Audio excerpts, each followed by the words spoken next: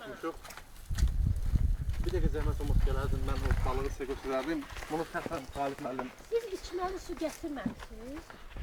Gətirmişik. Balıqlardır qardaş. Çaydadır. Bu forel balıqlarını biz çaydan Talib müəllimdən tutmuşuq. Qalib müəllimdən öldü. Ha. Sən tutmusan canım. İndi tutduq da buradan. Çaydan tutmuşuq. Ha. Ha. Qaqa, mən də çox əsəbi olduğum üçün. Ha, çoxlanıb.